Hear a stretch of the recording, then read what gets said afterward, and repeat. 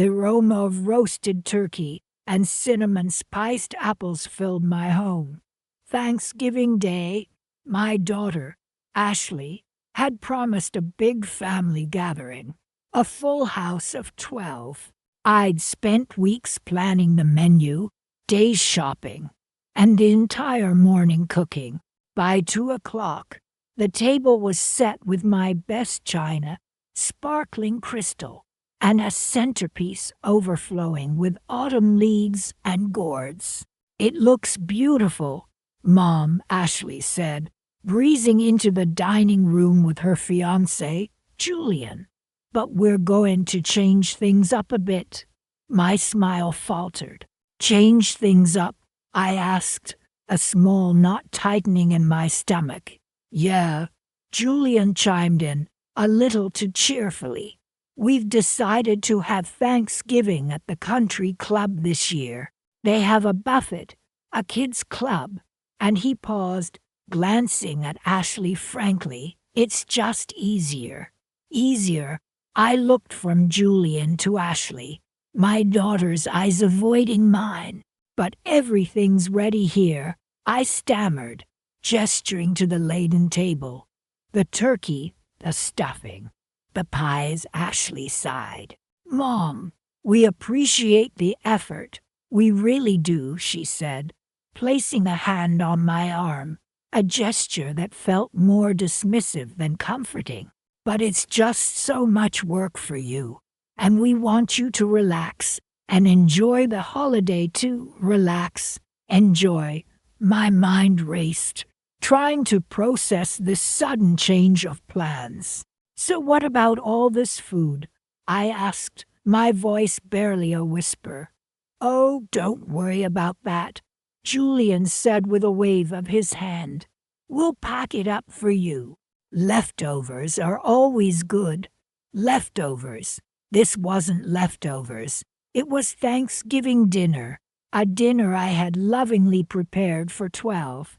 My throat tightened, making it hard to speak. "But who's we?" I finally managed.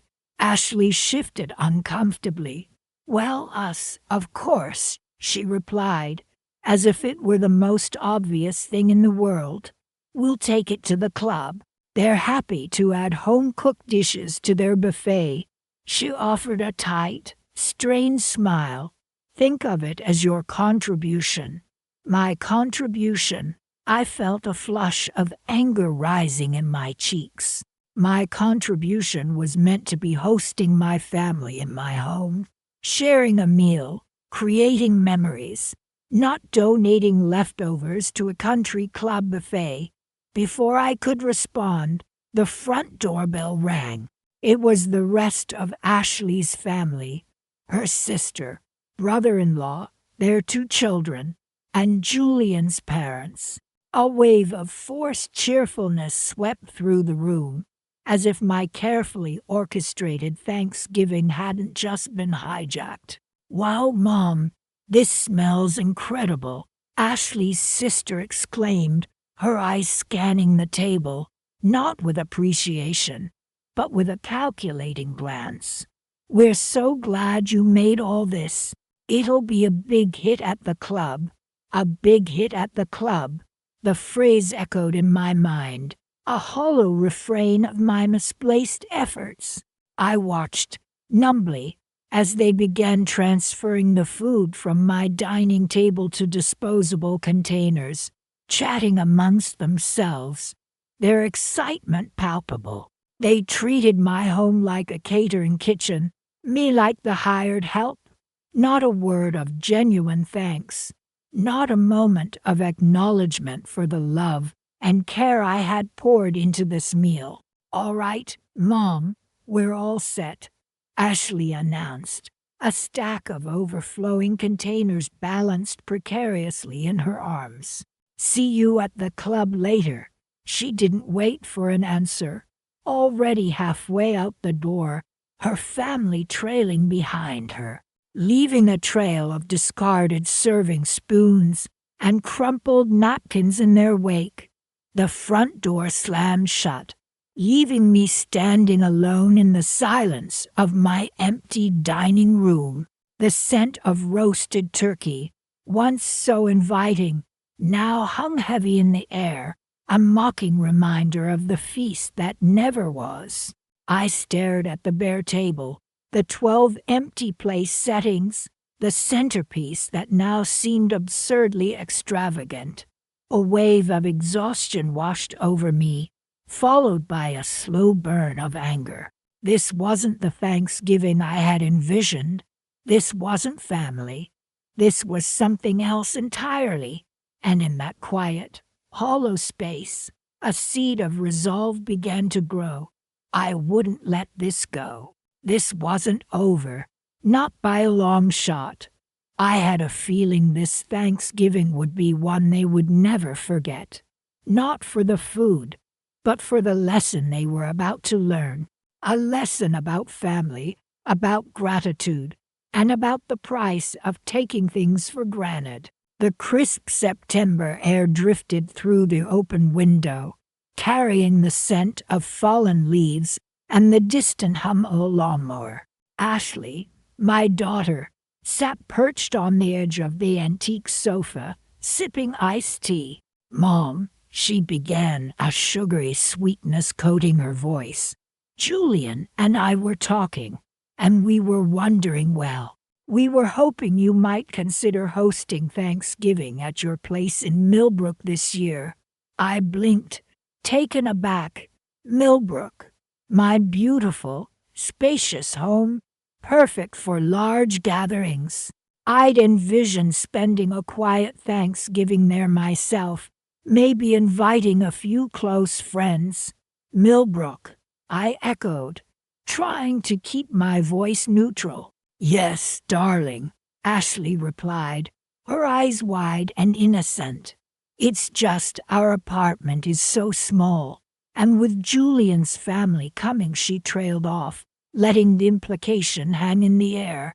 Julian's family, a large, boisterous clan I'd only met once, and whose impression of me, I suspected, was less than stellar. "Of course, sweetheart," I said, forcing a smile. "I'd be happy to."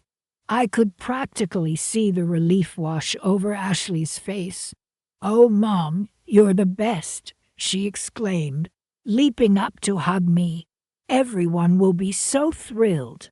Julian's mom was already asking where we'd be celebrating, and she'll be over the moon when she hears it's at Millbrook. Ashley continued to gush about the upcoming holiday, detailing the extensive guest list and the elaborate menu she envisioned. "We're thinking a traditional Thanksgiving feast, you know," she said, ticking off items on her fingers. "Turkey, stuffing, mashed potatoes, cranberry sauce, all the works.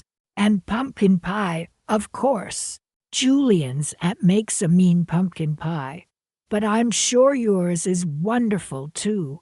"I make a pretty good pumpkin pie," I agreed quietly, a strange feeling settling in my stomach. It wasn't excitement, not quite.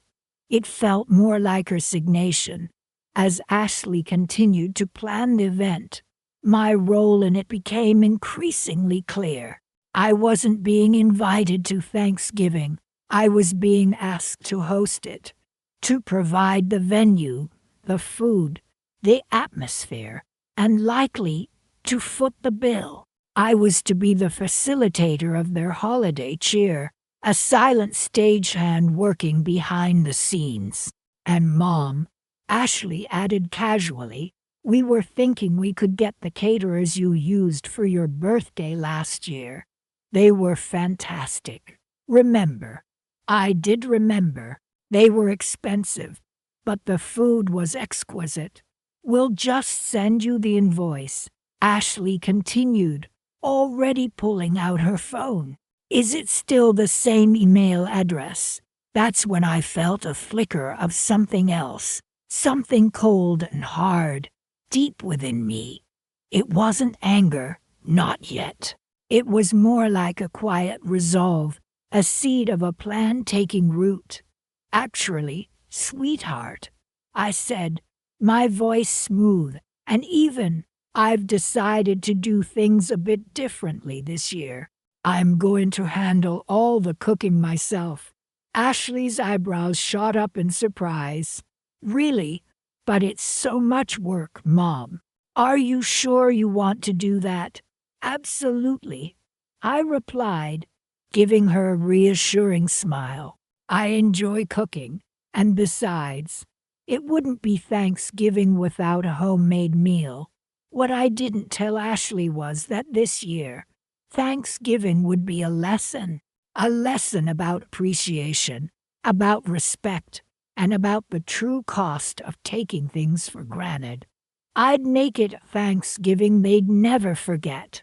I had a few months to plan and a considerable amount of resources at my disposal. It was time to start preparing. Wonderful, Ashley chirped, seemingly relieved. In that case, we'll just send you the grocery list. Okay, Julian's family has a few specific requests. She gave me a knowing smile, and I returned it, my own smile hiding a secret that involved more than just turkey and stuffing. It involved the delicate balancing act, a subtle shift of power. I would give them the Thanksgiving they wanted, the lavish spread, the picture-perfect holiday, but there would be a price, one they wouldn't see coming. Of course, darling, I said, my voice dripping with honey. Send me the list. No request is too much trouble. The rest of Ashley's visit was a blur of menu planning and seating arrangements. I listened patiently, nodding and agreeing, all the while quietly plotting my course. As she finally stood to leave, Ashley gave me another hug. Thanks again, Mom, she said, her voice full of genuine affection. You're a lifesaver. I watched her walk out the door, the late afternoon sun catching the highlights in her hair. You have no idea, I murmured to myself, a small, almost imperceptible smile playing on my lips. The game, as they say, was afoot, and Thanksgiving was just the beginning. The aroma of cinnamon and cloves hung heavy in the air, a fragrant promise of the Thanksgiving feast to come. I hummed softly to myself, carefully arranging the antique china on the dining table, each piece a delicate whisper of family history. 12 settings, 12 gleaming forks, 12 polished knives, 12 crystal glasses, all waiting for the family I'd poured my heart into bringing together. This year, I murmured, adjusting a centerpiece of autumn leaves and gourds. This year will be perfect. Weeks melted into days, each filled with the joyful anticipation of Thanksgiving. I spent hours poring over recipe books, tweaking my grandmother's famous stuffing recipe, adding a hint of orange zest to the cranberry sauce, experimenting with a new pecan pie filling. Grocery trips became expeditions, my cart overflowing with plump turkeys, fresh cranberries, and mountains of sweet potatoes. Only the best, I told the cashier with a smile, imagining Ashley's delighted face when she saw the spread. Ashley, my daughter, had always been the light of my life. Even as a busy single mother, I'd made sure she had everything: the best schools, the prettiest clothes, the most enriching experiences. And now, with her upcoming marriage to Julian, I wanted to create a Thanksgiving they would both cherish, a warm welcome into our family traditions. Mom, about Thanksgiving, Ashley's voice on the phone was hesitant, almost apologetic. Julian's parents are insisting on having us over. They've already made plans, apparently. A pang of disappointment shot through me. "Oh, honey," I said, trying to keep my voice light. "I was so looking forward to having you all here." "I know, Mom. I'm so sorry," she replied. "But could we maybe do something the weekend before? Just us. Julian really wants to try your famous stuffing." A compromise. It wasn't what I'd envisioned, but it was something. "Of course, sweetheart," I said, my heart lightening a bit. "Just let me know what day works best." And so the preparations continued, albeit on a slightly smaller scale. 6 settings now, instead of 12. A smaller turkey, fewer pies. But the same meticulous attention to detail. The same outpouring of love. I even managed to find miniature pumpkins for the centerpiece, perfect for a more intimate gathering. The day before our pre-Thanksgiving, Ashley called again. "Mom," she began, her voice strained. "Something's come up. Julian's family decided to have a big pre-Thanksgiving brunch, and well, we're kind of obligated to go." My breath caught in my throat. "But our dinner," I managed to ask. "I know, Mom. I'm so sorry," Ashley said, the words tumbling out in a rush. "Could we maybe just postpone it until after the actual holiday? Everyone's schedules are so crazy right now. Postpone it. After Thanksgiving."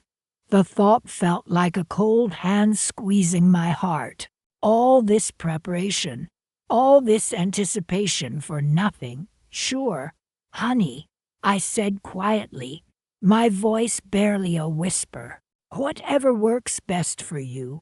I hung up the phone, the silence in the house suddenly deafening.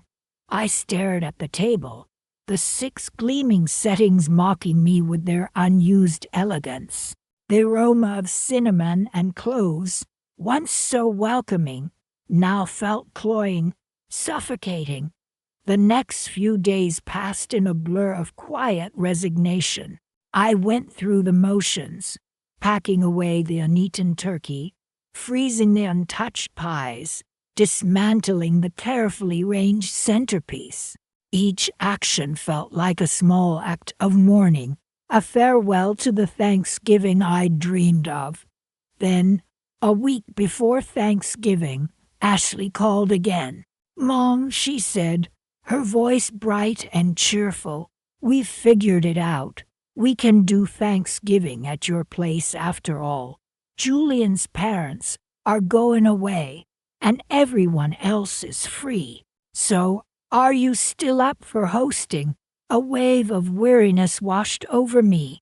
After everything, after all the cancellations and disappointments, she expected me to simply pick up where I left off, to magically recreate the Thanksgiving feast I'd painstakingly planned, and then dismantled. "Of course, sweetie," I said, forcing a cheerful tone into my voice.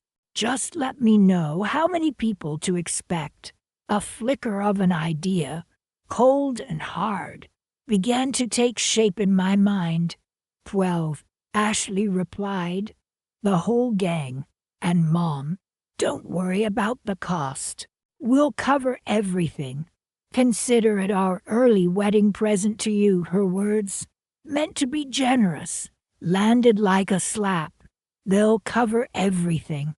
As if I couldn't afford my own Thanksgiving dinner, as if I were some kind of hired help, catering to their whims. "That's wonderful, dear," I said, my voice smooth and even. "Just send me the money, and I'll get started on the shopping." The hook was set. Let the games begin. Rain lashed against the windows, mirroring the storm brewing inside me. 3 days before Thanksgiving, and Ashley, my own daughter, dropped a bombshell. "Mom," she chirped, oblivious to the tension coiling in my gut. Julian's parents decided to join us for Thanksgiving, and they're bringing Aunt Carol and Uncle David too. Isn't that wonderful? Wonderful. I'd carefully planned a Thanksgiving feast for 12, a manageable, intimate gathering. Now, with this sudden influx, my dining room would be bursting at the seams with 18 people. 18. That's a lot of extra people, sweetheart. I managed, trying to keep my voice even. I've already done the shopping and prepared much of the food. Ashley waved her hand dismissively. Oh, don't worry about it, Mom. Just add a few more potatoes and a bigger turkey. It'll be fine. My meticulously planned menu, the carefully chosen wine pairings, the table setting I'd envisioned for weeks, all thrown into disarray. A flicker of annoyance crossed my face, quickly masked. It's not just about adding a few potatoes, Ashley. It's about recalculating everything, rearranging the seating, finding extra chairs. Relax, Mom, Julian said, his voice laced with a condescending tone that grated on my nerves. It's just Thanksgiving dinner, not a state banquet. We'll squeeze in. It'll be cozy. Cozy. 18 people crammed round my dining table like sardines. He didn't understand, or perhaps he just didn't care. This Thanksgiving was supposed to be special, a celebration of family and togetherness. I'd poured my heart and soul into creating a warm, inviting atmosphere. Now it felt like it was morphing into a chaotic free-for-all. Cozy, I repeated, the word tasting bitter on my tongue. Yes, I suppose it will be. Ashley, seemingly oblivious to my mounting frustration, started chattering about her wedding plans. And Mom, she continued, since we're all here, maybe we can finalize those seating arrangements for the wedding reception. You remember, the one at the country club wedding I was footing the bill for, the one she'd insisted on, despite my subtle suggestions for a smaller, more intimate affair. Of course, dear, I replied, forcing a smile. We can certainly discuss that. Julian chimed in again. Speaking of the wedding, Mom, he'd taken to calling me Mom months ago, a presumptuous familiarity that still irked me. We were thinking of adding a chocolate fountain to the dessert table. What do you think? A chocolate fountain? Of course. Why not add another extravagant expense to the already ballooning budget? I took a deep breath, reminding myself to stay calm. We can talk about it. Julian, I said, my voice carefully neutral. The rest of their visit was a blur of wedding discussions, guest list revisions, and constant demands on my time and resources. They treated my home like a planning headquarters, my presence like that of a hired caterer. Not once did Ashley offer to help with the Thanksgiving preparations, or even acknowledge the extra work their last-minute additions had created. It was as though I was invisible, a ghost flitting around the edges of their self-absorbed world. When they finally left, I stood by the window, watching their car disappear down the rain-slicked street. The weight of their expectations, the casual disregard for my feelings, settled heavily on my shoulders. That night, I sat alone in my quiet kitchen, the remnants of their visit scattered around me. Crumpled napkins, empty coffee cups, a discarded wedding magazine. I looked at the overflowing grocery list, the meticulously planned seating chart now rendered useless, and a wave of anger washed over me. It wasn't just about the extra guests or the chocolate fountain. It was about the lack of respect, the casual assumption that I would simply absorb all their demands without complaint. It was about the realization that I was being taken for granted, treated as a means to an end. But as the anger subsided, a quiet resolve began to take its place. A plan started to form in my mind, a subtle shift in perspective. I wouldn't confront them directly. I wouldn't stoop to their level. I would simply adjust my approach, make a few strategic changes. After all, I was the one holding the purse strings, the one financing their extravagant wedding, their carefree lifestyle, and I had a feeling this Thanksgiving would be a turning point, a lesson learned in the most unexpected way. The fluorescent lights of the grocery store buzzed overhead, a stark contrast to the warm, inviting Thanksgiving spread I'd envisioned. Julian, Ashley's fiancé, had just informed me that his parents, along with his two brothers and their families, would be joining us for Thanksgiving. "It'll be a full house, Mrs. Miller," he chirped, oblivious to the way my stomach dropped. 12 people instead of 6. I managed a tight smile. "That's wonderful, Julian." My carefully planned menu, the grocery list I'd meticulously crafted, the budget I'd set, all of it was now useless. My vision of a cozy, intimate Thanksgiving with my daughter and her soon-to-be family had vanished, replaced by the daunting prospect of feeding a small army. I gripped the handle of my shopping cart, its emptiness mocking me. I'd already done a full shop earlier in the week, anticipating the original 6 guests. Now, I had to start again, doubling everything. The turkey I'd chosen, a beautiful, plump bird, wouldn't be nearly enough. I sighed, pushing the cart towards the meat section, a familiar wave of resentment washing over me. Ashley hadn't even bothered to call me herself. Julian, bless his heart, had delivered the news with such innocent enthusiasm, clearly unaware of the burden he'd placed on me. "Mom will be thrilled," Ashley had said last week when I'd first offered to host. "She loves Thanksgiving." Love, it seemed, had its limits. The butcher, a kindly man with rosy cheeks, helped me select a turkey twice the size of the original big family gathering. He asked with a smile. "You could say that," I replied, forcing a cheerful tone. He began to wrap the enormous bird, and I found myself staring blankly at the price tag. Double the turkey, double the cost. It wasn't just the turkey, of course. Everything would need to be doubled: the potatoes, the cranberry sauce, the pumpkin pies. My carefully planned budget was already stretching thin. As I moved through the aisles, the sheer volume of food I needed began to overwhelm me.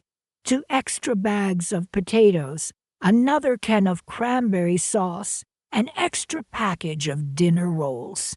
Each item added to the growing mountain in my cart, and each item felt like another chip away at my sense of control. I imagined Ashley, blissfully unaware of the effort and expense I was undertaking.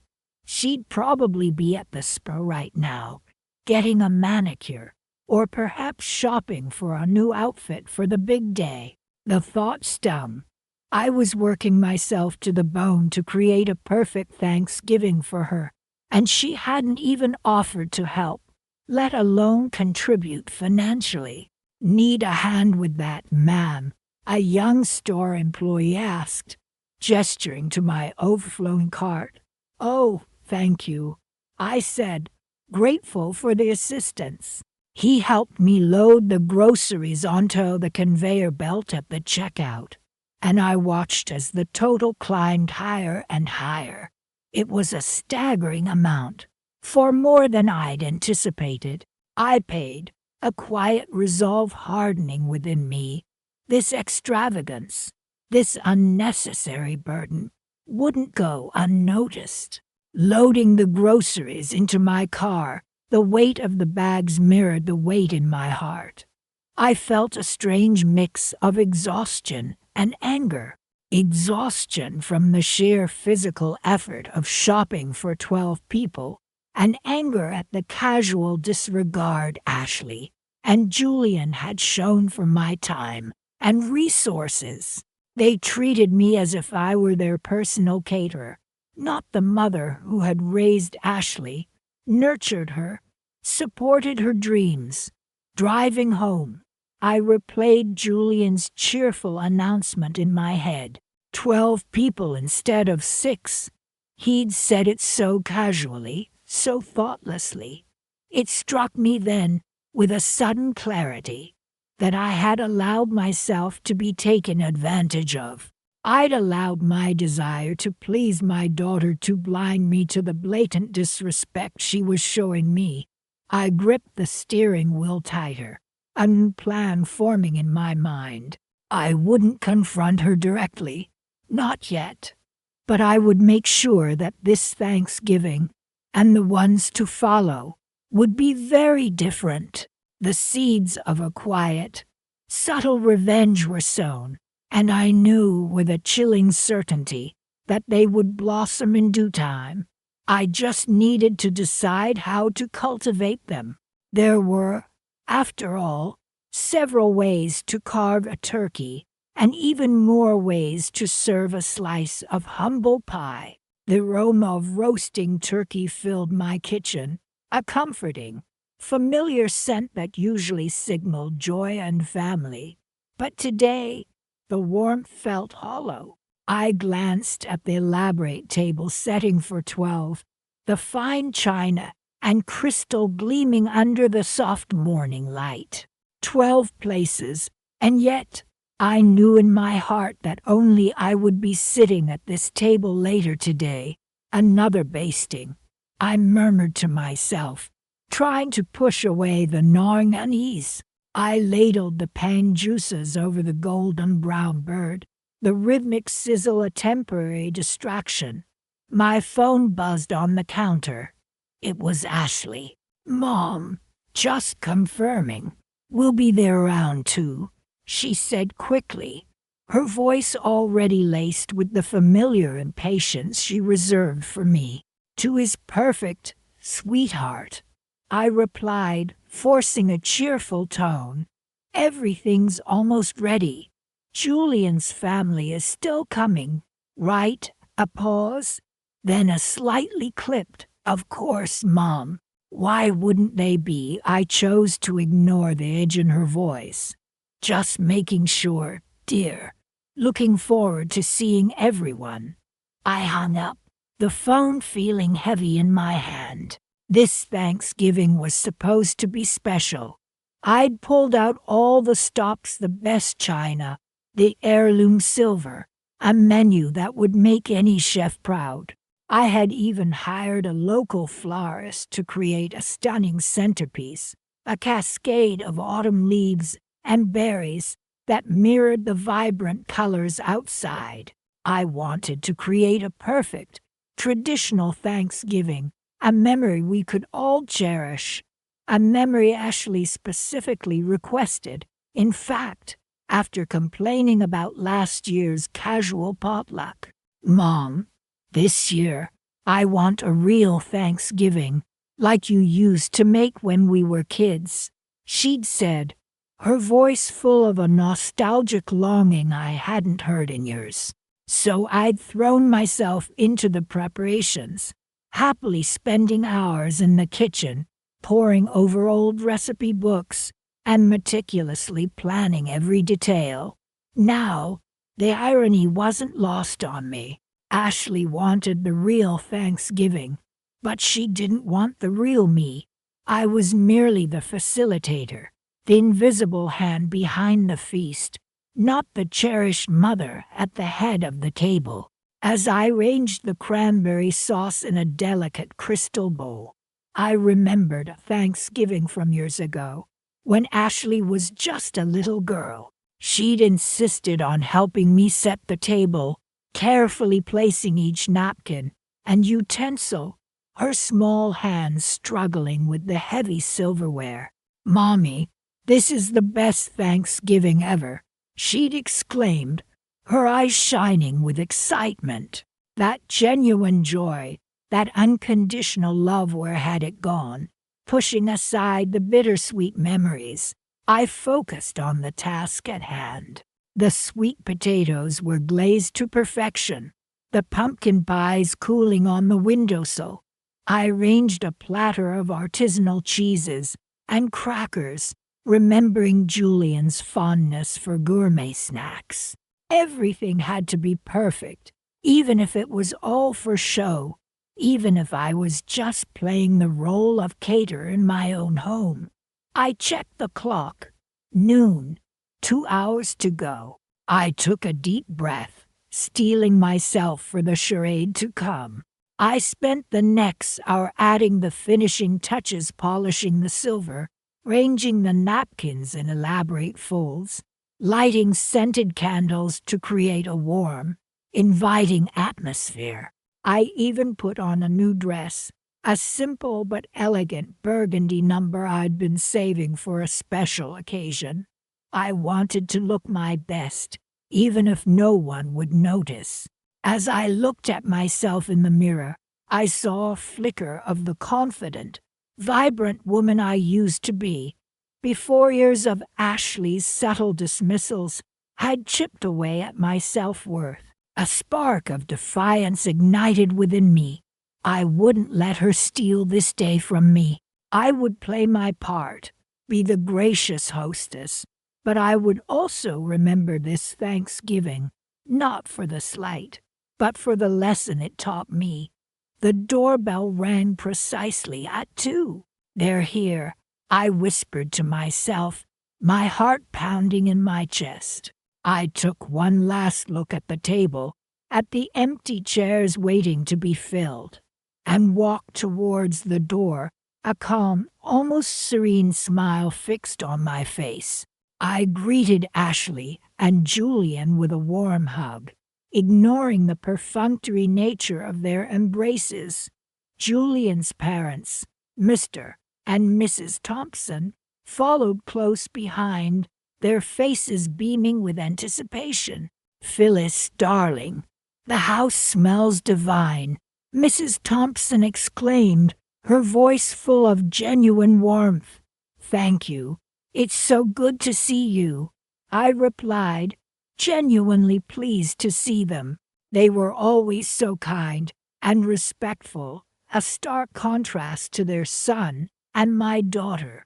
Over the next hour, the rest of the guests arrived: Julian's siblings, their spouses, and a few close friends. The house filled with laughter and chatter, the festive atmosphere finally matching the elaborate decorations. But as the conversation swirled around me, I noticed a recurring theme.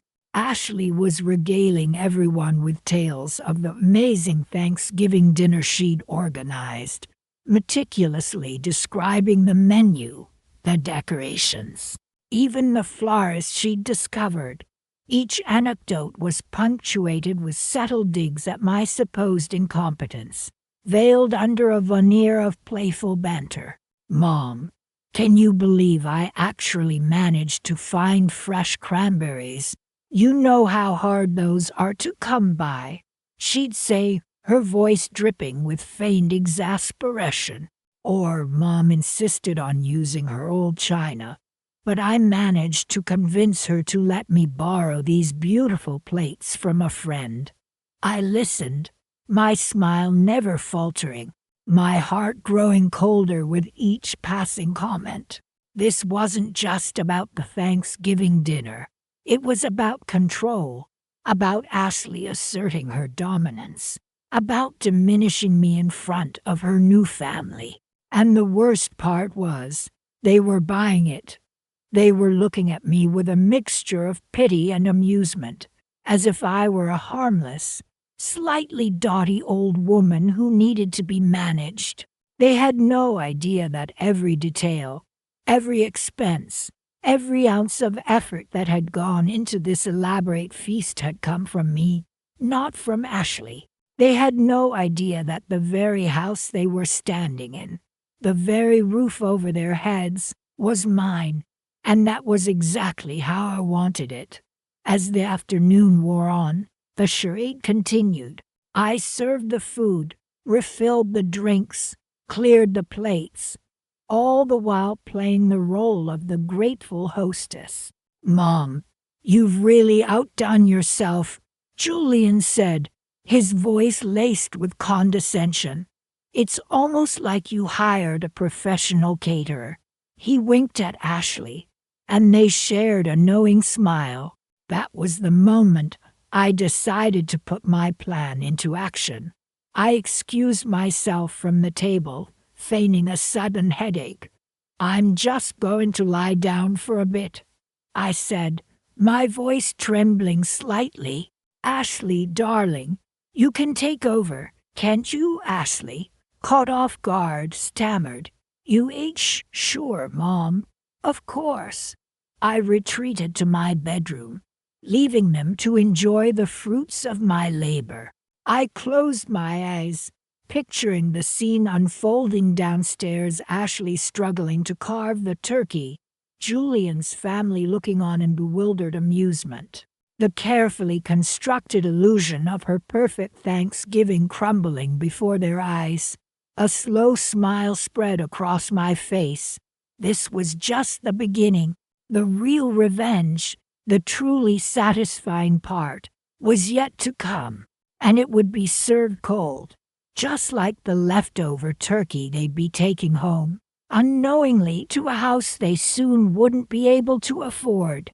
The aroma of roasted turkey and cinnamon-spiced apple cider filled my home, a home Ashley had dismissed as fusty just last week. I glanced at the clock, almost 2 hours past our agreed Thanksgiving dinner time. Finally, I heard the crunch of tires on the driveway. "They're here," I muttered, smoothing down my apron. The front door swung open, and Ashley breezed in, not a word of apology on her lips. "Mom, where's the bar? Julian needs a martini, stat. And where should we put the coats?" Julian trailed behind her, 2 shopping bags dangling from his hands, a slightly sheepish look on his face. Their 2 children, boisterous and already sticky-fingered, barreled past me, yelling about being hungry. "Welcome, everyone," I said, trying to keep the forced cheer out of my voice. "Coats can go on the rack by the door, and drinks are in the kitchen." Ashley barely acknowledged me, her attention already focused on directing her family. "Kids, wash your hands. Julian, darling, find the olives. Mom, are those the sweet potato fries I requested?" I nodded, a tight knot forming in my stomach. I'd spent days preparing this meal, painstakingly recreating Ashley's childhood favorites, and she treated me like hired help. The next are unfolded in much the same way.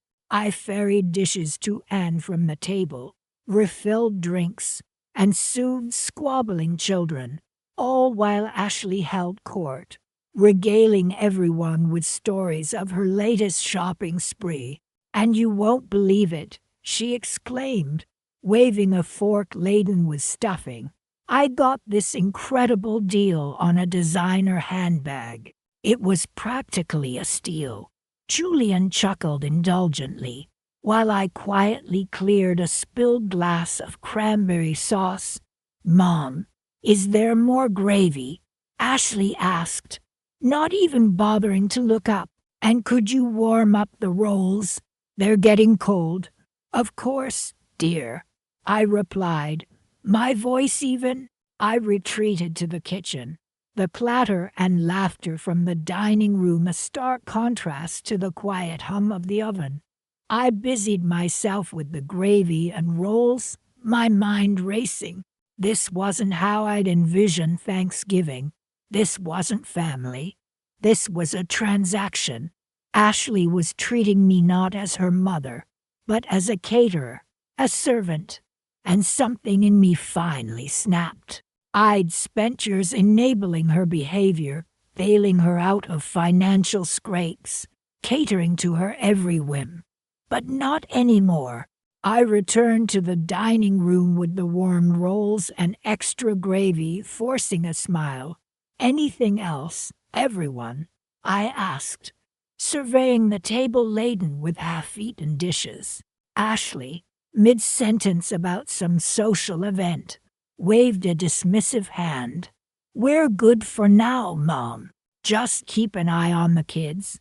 Will you? They're about to explode from all that sugar." My smile tightened, but I simply nodded. Certainly. The rest of the meal passed in a blur of chatter and demands. When everyone had finally finished, I began clearing the table, my movements precise and deliberate. Ashley sprawled on the sofa, scrolling through her phone, barely glanced up. "Mom," she said casually, "Julian and I were thinking about taking the kids to that new resort in the Bahamas for Christmas. You know, the one with the private villas. It looks divine." I paused, my hands stilling on a stack of plates. "That sounds lovely, dear," I replied, my voice neutral. "Yeah, it's a bit pricey," Julian chimed in, "but we figure we deserve a little splurge after such a hectic year, especially after Ashley landed that big promotion." He winked at me. "Speaking of which, Mom, I think Ashley will be sending you the bill for today's feast soon. Caterers are so expensive these days, aren't they?" He chuckled, clearly thinking he was being funny. I met his gaze, my expression unreadable. "Yes," I agreed, "they certainly are."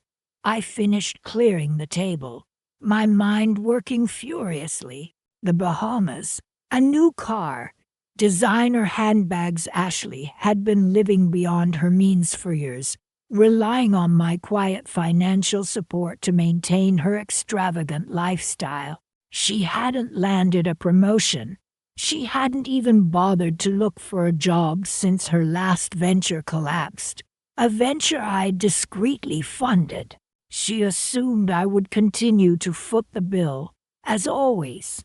But this Thanksgiving charade had changed everything. Later that evening, after Ashley and her family had finally departed, leaving a trail of crumbs and discarded napkins in their wake, I sat alone in my quiet living room, a strange sense of calm settling over me. I picked up my phone and dialed my financial advisor. "Hello, David," I said, my voice steady. "I need to make some changes to my accounts. I'm cutting off all access to Ashley, effective immediately." There was a brief pause on the other end of the line. "Are you sure about this, Phyllis?" David asked, his voice laced with concern. "Absolutely," I replied, a flicker of resolve in my eyes. It's time Ashley learned the value of $1 and the true meaning of Thanksgiving. I ended the call and leaned back in my chair, a small, almost imperceptible smile playing on my lips. The Bahamas sounded lovely this time of year. Perhaps I'd book myself a little getaway. After all, I deserved a little splurge myself. The clatter of cutlery against china filled the dining room, a stark contrast to the hollow ache in my chest. "Mom, could you pass the gravy?" Ashley asked, not even bothering to look up from her animated conversation with Julian.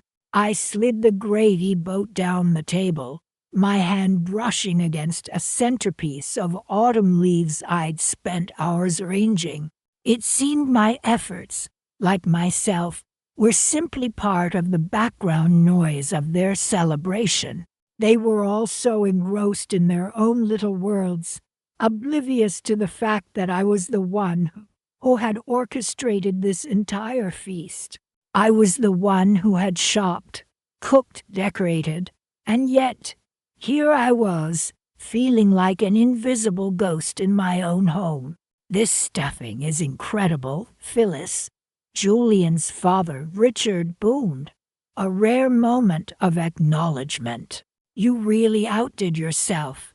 He winked, a gesture I found more patronizing than complimentary. I managed a weak smile. "Thank you, Richard. I'm glad you're enjoying it." I focused on refilling water glasses, avoiding eye contact. Each clink of ice against crystal felt like a tiny hammer blow against my pride. The conversation flowed around me, a river of laughter and chatter that I couldn't seem to wade into. Ashley and Julian were discussing their upcoming wedding, their voices giddy with excitement. They spoke of exotic honeymoon destinations, expensive caterers, and a guest list that seemed to grow longer with every sip of wine. I listened, a strange detachment settling over me. Just a few weeks ago, Ashley had tearfully confessed her financial struggles with the wedding planning. She'd asked for my help, a loan she swore she'd pay back as soon as Julian secured his promotion. Now, listening to her carefree chatter, I wondered if she even remembered that conversation. I certainly remembered writing that check, a substantial amount that had put a dent in my own savings. I'd justified it as a mother's duty, a way to ensure my daughter's happiness. But now, watching her revel in her extravagance, a cold knot tightened in my stomach. The meal progressed, course after course, each one meticulously planned and prepared by me.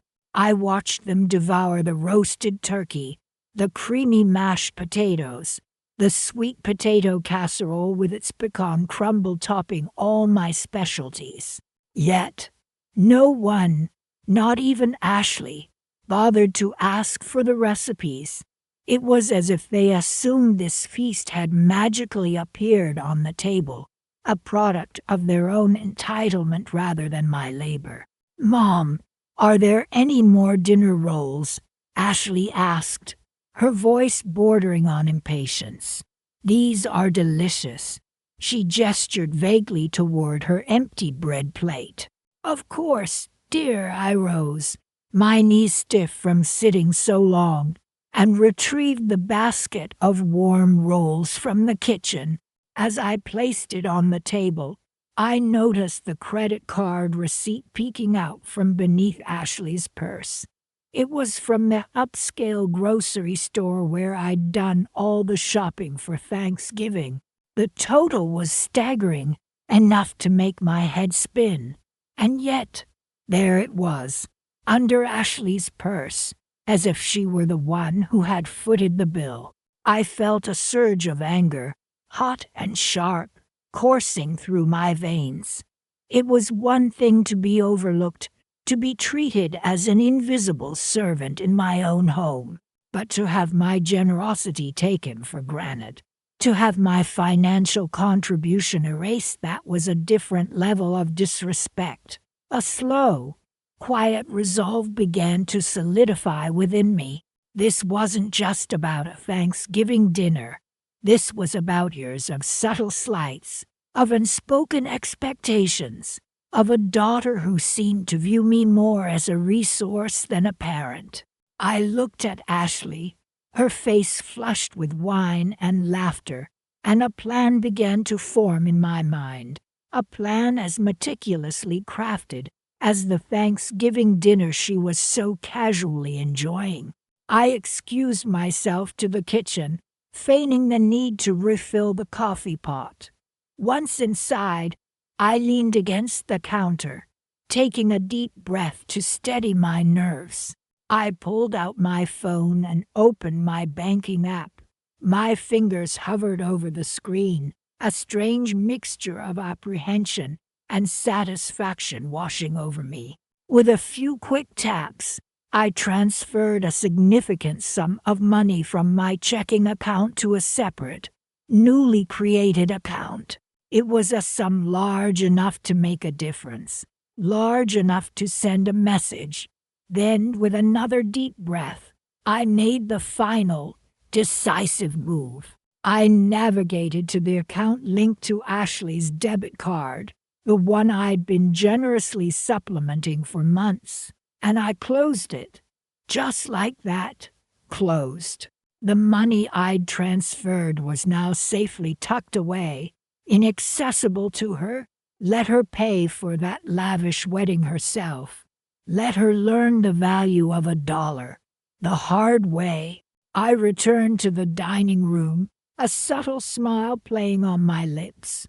The conversation continued to swirl on me, but this time, I didn't feel invisible. I felt a sense of power, a quiet anticipation of the chaos that was about to unfold. The charade was over. Let the games begin. I refilled Ashley's wine glass, my hand steady, my gaze meeting hers for a fleeting moment. She smiled, oblivious to the storm brewing just beneath the surface. "Thanks, Mom," she said, her voice dripping with a sweetness that now tasted like pure, unadulterated deception. I raised my own glass in a silent toast to new beginnings, to lessons learned, and to the sweet taste of revenge. Served cold, the silence in the house felt heavier than the leftover turkey carcass in the fridge. Thanksgiving had come and gone, leaving behind a bitter aftertaste sharper than any cranberry sauce. I looked around the dining room, still adorned with the autumnal decorations Ashley had insisted upon. The same decorations she'd barely glanced at during the whirlwind visit with Julian and his family. "We'll be here by 2, Mom," she'd chirped on the phone, her voice brimming with a false cheer that had set my teeth on edge. 2 o'clock had come and gone, then 3. Before they finally arrived, a flurry of greetings and apologies that felt as hollow as the pumpkin pie shell now sitting empty on the counter. They'd devoured everything, barely pausing to acknowledge the effort I'd put into the meal, a meal for 12, painstakingly prepared with the finest ingredients. "Mom, this gravy is amazing," Julian's mother had exclaimed, her mouth full. Ashley, however, had merely picked at her food, complaining about the lack of gluten-free options. "I told you, Mom," she'd sighed, rolling her eyes as if I were the inconvenience.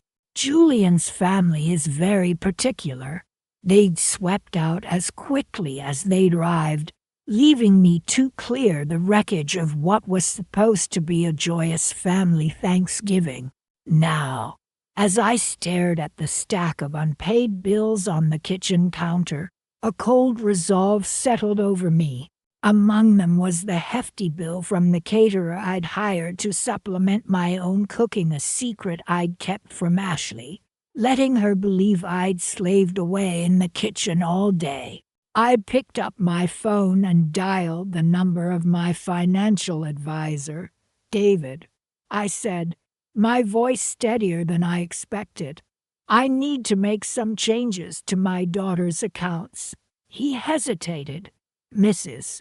Peterson, are you sure about this? Ashley's monthly allowance is substantial, and it covers quite a few of her expenses." "I'm aware of what it covers, David," I replied, my voice hardening. "And I'm also aware that she seems to think it grows on trees. I've been supporting her lifestyle, including Julian's increasingly extravagant tastes, for far too long. It ends now, but Mrs. Peterson, the wedding is just around the corner. Have you considered the implications? He asked, his voice tinged with concern. The wedding, I repeated, a humorless laugh escaping my lips. Let's just say I have a very clear picture of what Ashley considers family, and I'm no longer willing to bankroll it. As you wish, David replied, a hint of resignation in his voice. I'll implement the changes immediately. This means her access to the trust fund will also be restricted. Correct? Absolutely, I confirmed. She's going to learn the value of $1, even if it's the hard way. I ended the call and leaned back in my chair, a strange sense of calm washing over me. The Thanksgiving charade had opened my eyes. I'd been so blinded by my desire for a picture-perfect family holiday that I'd allowed myself to be treated like hired help, a silent facilitator of their indulgence. A few days later, my phone rang. It was Ashley, her voice frantic. Mom, what's going on with my accounts? My card was declined at the grocery store. I have bills to pay, Ashley, I said, keeping my voice level. I believe it's time you learn to manage your own finances. Your allowance has been adjusted. Adjusted? What does that even mean? She sputtered. Mom, the caterer is calling about the Thanksgiving bill. They say it's outstanding. Oh, the caterer, I said casually. Yes, about that. I believe you hired them, didn't you?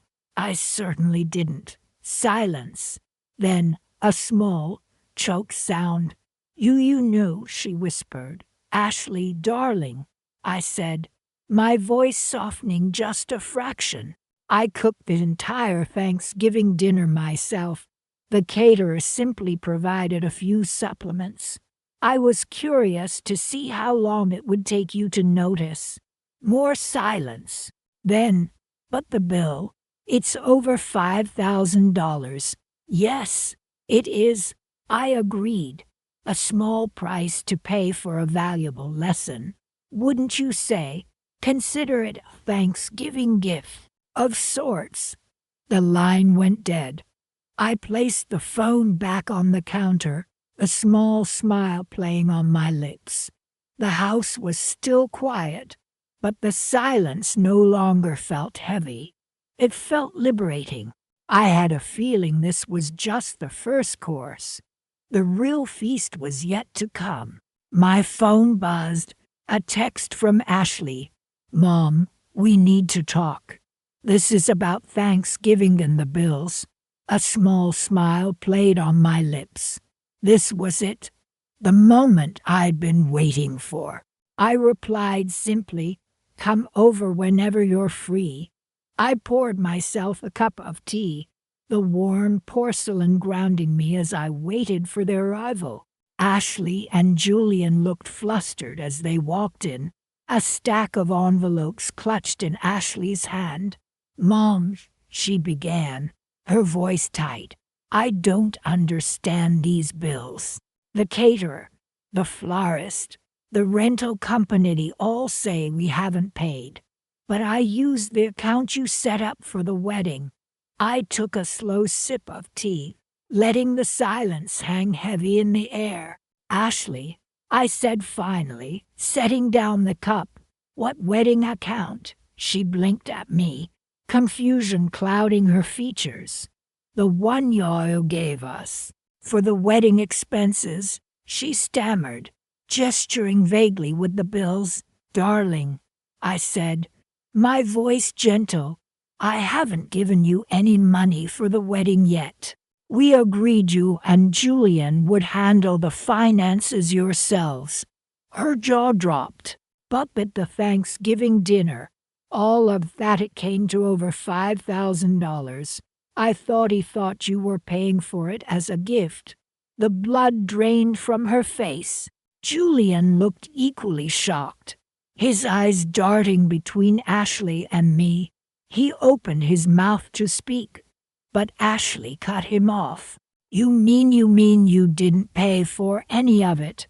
Her voice was barely a whisper. I met her gaze steadily.